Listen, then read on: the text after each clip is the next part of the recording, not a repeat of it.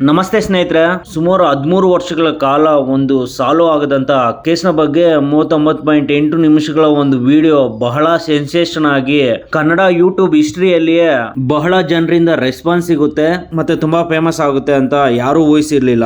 ಇವನ್ ಆ ವಿಡಿಯೋ ಮಾಡಿದಂತಹ ಸಮೀರ್ಗೂ ಕೂಡ ಗೊತ್ತಿರ್ಲಿಲ್ವೇನೋ.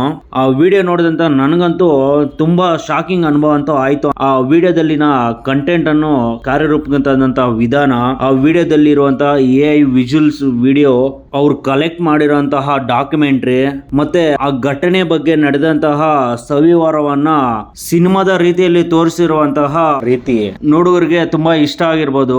ಅದಕ್ಕೆ ಈ ಮಟ್ಟಕ್ಕೆ ಆ ವಿಡಿಯೋ ವೈರಲ್ ಆಗಿರ್ಬೋದು ಅನ್ಸುತ್ತೆ.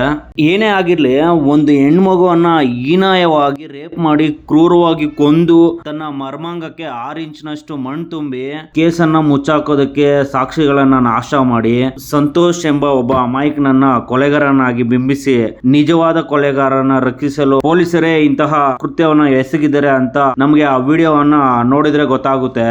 ಧರ್ಮದ ಮಾರ್ಗವಾಗಿ ನಡೆಯುತ್ತಿದ್ದಂತಹ ಯಾವುದಾದ್ರೂ ಒಂದು ಕ್ಷೇತ್ರವಿದೆ ಅಂದ್ರೆ ಅದು ಧರ್ಮಸ್ಥಳ ಅಂತ ನಾವು ನಂಬಿದ್ವಿ.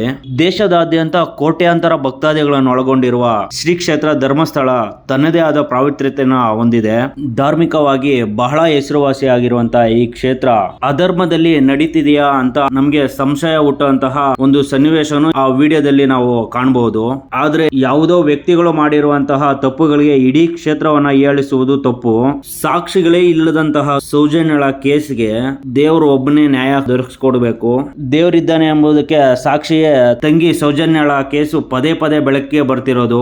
ಸತ್ಯಾಸತ್ಯತೆ ಏನು, ನಿಜವಾಗಿ ಯಾರು ಕೊಲೆ ಮಾಡಿದ್ರೆ ಎಂಬುದು ಆದಷ್ಟು ಬೇಗ ಗೊತ್ತಾಗ್ಲಿ, ಸೌಜನ್ಯಳಿಗೆ ನ್ಯಾಯ ಸಿಗುವವರೆಗೂ ಹೋರಾಡೋಣ ಅಂತ ಹೇಳ್ತಾ ಸಮೀರ್ MDಯ ದೂತ ಯೂಟ್ಯೂಬ್ ಚಾನಲ್ ನಲ್ಲಿರುವಂತಹ 39.8 ನಿಮಿಷದ ವಿಡಿಯೋ ಇನ್ನೂ ಯಾರೆಲ್ಲ ನೋಡಿಲ್ವೋ ಈ ಕೆಳಗಡೆ ಲಿಂಕ್ ಹಾಕಿರ್ತೀನಿ, ನೋಡಿ ಅಂತ ಹೇಳ್ತಾ ಈ ವಿಡಿಯೋನ ಮುಗಿಸ್ತಾ ಇದ್ದೀನಿ. ಟೇಕ್ ಕೇರ್, ಬಾಯ್.